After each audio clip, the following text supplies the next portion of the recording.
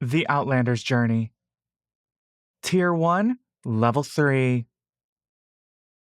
Chapter 17. Bach. You no longer know who you are.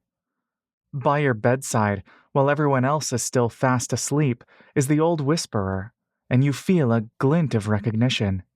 His wide, flat nose, tired eyes, braided gray hair. He smiles softly, touching his hand to your shoulder, and you recall him as a blurry figure who herded the bison with your father. Circling his feet is a small white fox who scratches at his shins for attention. Little brother, he calls you as he scratches the fox's ears. Little brother. The moniker must be some custom you've long ago forgotten. Hello, you say. I am Bach. He narrows his eyes and tilts his head in confusion. Where did you receive that title? He asks. It's my name, you say. I've always had it. His face contorts with deep sadness. He runs his fingers through your hair, and you realize how small you are compared to him, even after all these years. He has a towering presence. Scars and burns mark the back of his hand. When you were with us, little brother was what we called you. Your mother, your father, everyone. A twinge of sorrow overcomes you, a time that is now lost. Is that my real name? You ask. We do not have names, little one. But you are the old whisperer. That is a title, granted to me when I became the speaker of the bison. Your mother's title, when she earned it, was the fruit bearer, and your father's was the passenger. Then what was my title? Little brother, you do not have a title until you find your true place within the land. He reclines, resting his hands on his lap. You have been away from us for so long that you have forgotten. Bach is not a title that any of us would bestow upon you. I always thought I was Bach. He nods sympathetically. I am glad that you have returned. I had hoped that you would come back with the rest of your family, but it seems other misfortunes have found you. A little calf who lost his way. I wish to hear of your journey, from the very beginning. So you tell him everything you can remember, the hazy recollections of once being here, being taken from your mother's arms, the patches of memories of Senos's house, the collateral damage you caused due to your grief, until he had no other choice but to lock you underground. Meeting Maya Lee, meeting Laurel, escaping, finding the orcs, running away from the elven soldiers, surviving the wilds, arriving in the forest, the Feywild, and finally, here. He listens with his eyes shut, uttering no words. Sometimes it's like he isn't breathing, but you can sense an intangible connection between the two of you, as though you need not speak out loud for him to receive your story. The feeling is similar to the telepathic link that Laurel would activate, but here, it's a connection formed by something else entirely. The life energy of this land, and an ancient grief that the old whisperer must have experienced throughout his life. It seems to grant him an otherworldly ability to know you through mere proximity. When you finish, he nods and lets out a long sigh. He clarifies and fills in a few details that you have forgotten. Your mother and father, along with many other furbolgs, were touched by fey magic when you all made your journey to the east. As a result, many of you could not live here safely without falling back into the Feywild. With great anguish, the furbolgs had to split into two groups, and you left with your family to go live atop the mountains of Mistra. From that moment forth, he knows nothing of what happened to you or your family. Is there a way for me to go see Mama? The old whisperer smiles. The archdruid lives among us. She has the power to step across great distances via trees. I will speak to her and see. But in the last few years, her health has declined. I remember her, you say. You point to Maya Lee. And Lily wants to train under Ihi. The old whisperer nods as he rises to his feet. He towers so high above you. You are taken back to the summer fields of the grasslands, Papa raising you into the air, you feeling invincible in his arms, like nothing could ever harm you. I will be back soon with some food. I know you are still tired. Get your rest, little brother. We both have much to think on. He glides away soundlessly to the entrance. Over his shoulder, he hoists up a large basket, and as he pushes aside the front curtains, you hear the yipping and frantic scampers of the small fox. You lie back in bed, now unable to fall back asleep despite your fatigue. You wait for everyone else to wake up. Even Maya Lee is fast asleep. This is a familiar bed. You slept in these wooden longhouses throughout your childhood. Your source of warmth in the winter, the smell of the oak, the decorative hides along the walls. Mama, I'm home. Once everyone has awoken, the mood is a mix of celebratory and melancholic. Everyone's attention has turned to Laurel's birthday, to her dismay. But you do your best to put on a happy face for her. Everyone seems eager to do something, anything to lift their weary spirits. Around noon, the old whisperer returns with someone new, a lively, older gnomish woman bundled in thick layers, her nose red and runny from the cold. Next to the old whisperer, she looks like a toddler as she waddles in, waving to everyone gleefully. So you must be the newcomers, she calls. She scans the room, gazing at everyone's surprised faces, and when she makes eye contact with you, she hesitates, examining you as if in recognition. She blinks. Then she smiles widely. I see we have a familiar face returning to us. You don't remember her at all. The only person you recall is Ihi, and even those recollections are foggy and out of order. Before you can say anything, she scuttles to a central fire pit, squeezing between Kogan and Dura. Excuse me, she says, ducking underneath their arms. I thought I would get lunch ready for everyone here.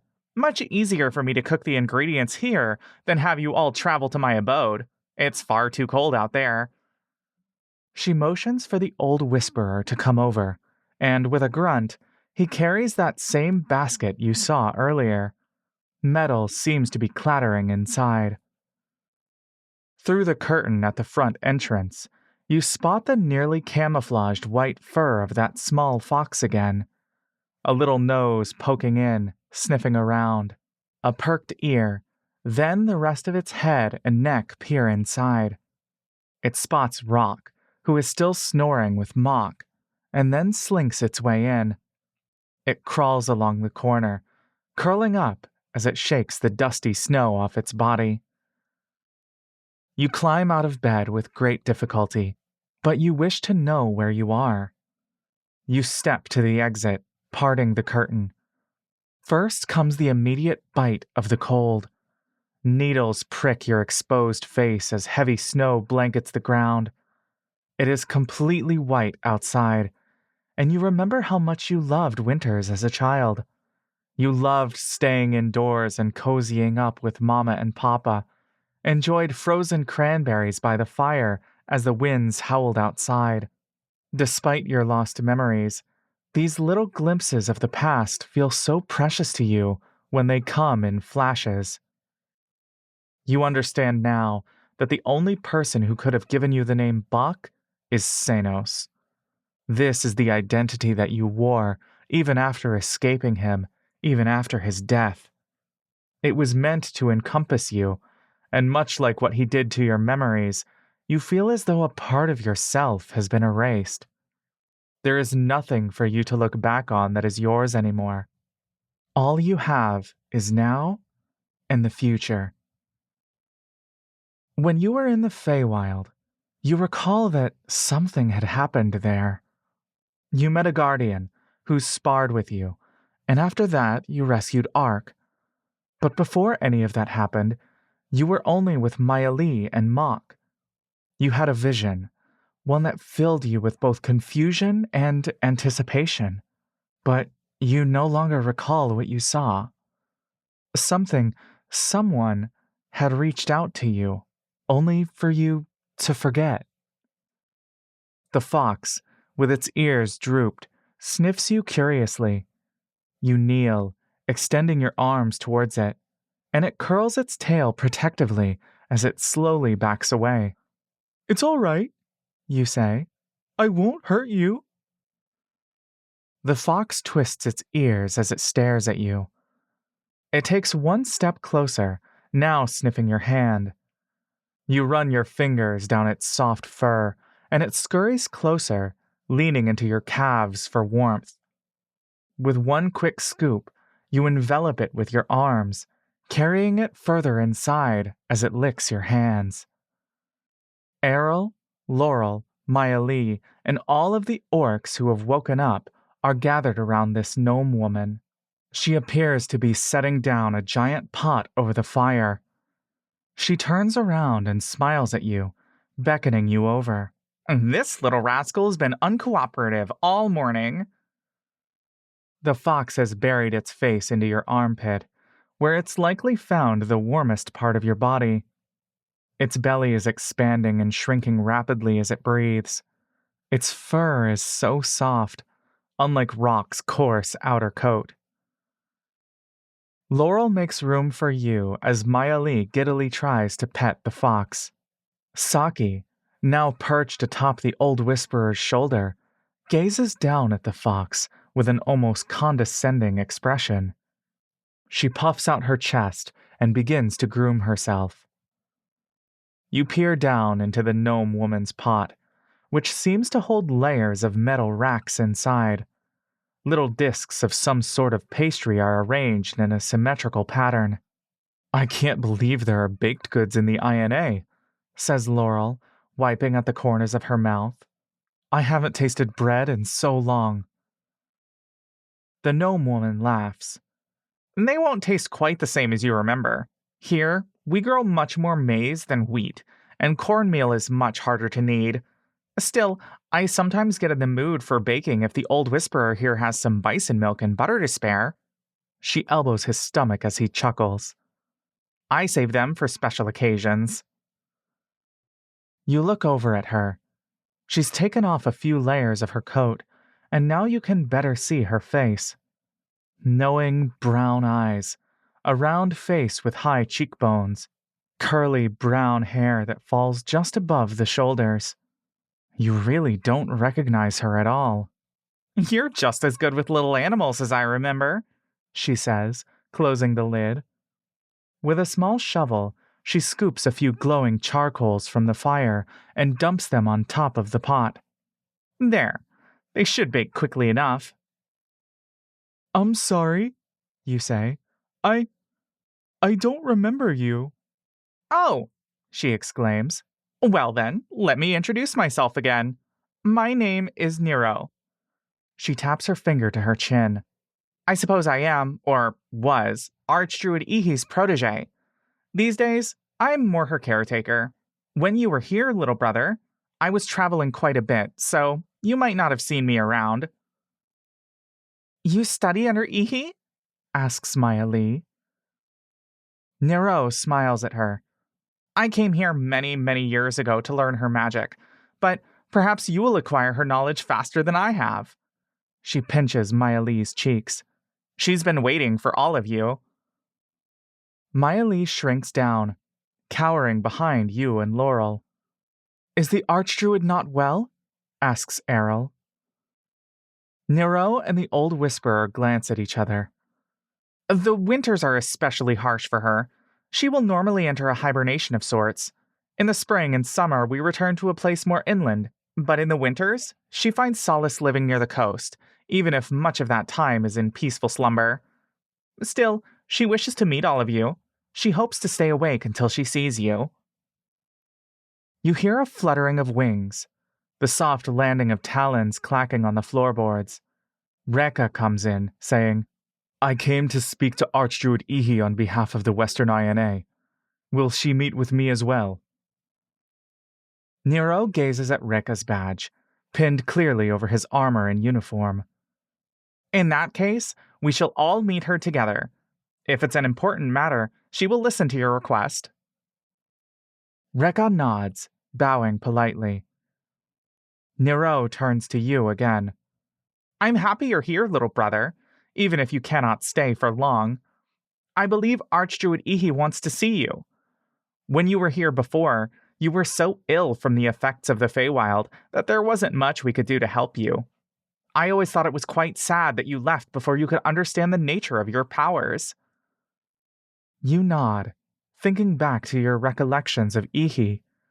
The beach, the sands, her soothing voice. You were hot. You were in bed for most of what you remember. You want so badly to have more memories to cling to. Everything about you feels so fragmented. Meanwhile, everyone's accounts are so removed, so secondary to your own. You wish more than anything to have the immediacy of your own sense of self. I want to remember, you say. You put your hands over your head. Sometimes, I don't even remember what Mama and Papa look like anymore. Laurel and Errol both put their hands on your back. Maya Lee leans in to hug your waist. Even Elder Lasha reaches over to squeeze your hand. The little fox in your arms has fallen asleep. From the fire, the fresh scent of baked bread begins to fill the room. More than anything else, you remember the taste of Sanos' breads. Soft, warm, light, crunchy. He took my memories, you murmur. Who did? Asks Nero. Bach's memories were altered and erased by his captor, says Laurel. His name was Siran Senos. He was the one who invented that very spell. You poor thing, says Nero. It is so tragic to have magic used in such heinous ways. There is a long pause as she goes deep into thought. That being said, memory alteration, if magical in nature, may be reversible. Laurel's eyes go wide. Really? Nero nods. It's far beyond my powers, and it's possible that Archdruid Ihi won't be able to use potent spells until springtime, but I will speak to her on the matter. Would you like for us to try? You nod readily. Yes, yes, please. She smiles. Then I shall do what I can to help. When lunch is ready, you all enjoy Nero's stuffed pies, a hot and crumbly crust, with a warm, gooey jam filling on the inside. It seems that some of the others are filled with meat or fish, which the others readily scarf down. Your mouth burns with each bite, but you tear into it anyway. The room falls silent, with only the sound of chewing and the smacking of lips. You haven't had food this good in so long. Even your love of goodberries could not keep you from growing sick of rekas. For the rest of the day, there is a subdued yet consistent merriment in the room. Everyone is still exhausted, and a few drift in and out of sleep. You, too, steal a few more hours of rest in the late afternoon. You wake up to the spontaneous cries of birthday wishes to a blushing Laurel, who slumps forward as Nero forces her to accept another pie, now plated with decorative flowers. Maya Lee weaves flowers into a crown and places it on Laurel's head as everyone claps and sings. By nightfall, The old whisperer returns carrying 2 large jugs as well as clay cups. Nero shouts that the ale has arrived, and soon she begins pouring freely for everyone. Laurel is, once again, forced to commemorate her birthday by taking 20 swigs. As the noise levels steadily rise, you notice the fox bundling under one of the beds with sake. You have your first taste of beer, a bitter liquid that warms your belly. You pinch your nose as you force it down, hoping to keep up with Laurel, who is struggling on her own. Though it takes several cups, you are soon filled with a pleasant buzz in your head. The sensation is not unlike the feeling of Sanos' spells when they take over your mind. Back then, you almost looked forward to it, the drunken bliss of being under his total control. You drift in and out of wakefulness. As the night closes, the old whisperer gathers by the central fire pit, announcing that he wishes to perform a simple poem. He looks at Nero, who nods, offering to translate each stanza. You've grown sleepy, but as soon as he utters his first words in Giant, the language of your home, you are wrenched back to the long-forgotten lullabies of your early childhood. The emotions come flooding in before the memories, tears readily rolling down your cheeks as you lie in your bed, visions of Mama rubbing your belly as she recites these bedtime stories to you. You know that the old whisperer is telling this story primarily to you, reminding you that you are, still, their little brother. We sing for the young wolf of the north, a mischievous wanderer who ventured too far from home. When she realized her mistake, she searched past the hills for the song of her pack, the scent of her kin. A man beyond the lands, with ravens' voices shrill, arrived under a darkened guise. I will protect you, little wolf, for these lands are beyond your strengths. Lend me your gifts as a dog. Or, if you are so bold, you may challenge my ravens, who will feast on your flesh, your limbs.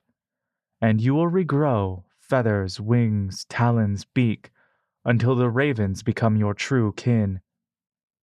The wolf was frightened, and her spirit wavered, for she believed a dog to be better than a raven. And there in her heart, she accepted the man's offer to become his loyal chattel. Her vision became clouded, her fangs and teeth dulled, and her voice forever muted. Wherever she went, the man and the ravens followed, led only by the scent of her home. Unbeknownst to her, she became an omen of the curse, of the ravens who devoured all life. But though she was foolish, she cannot be blamed, for the true traitor was her own kind. Oh, we sing for the young wolf of the north, now a harbinger of death. Bring her home to our demise.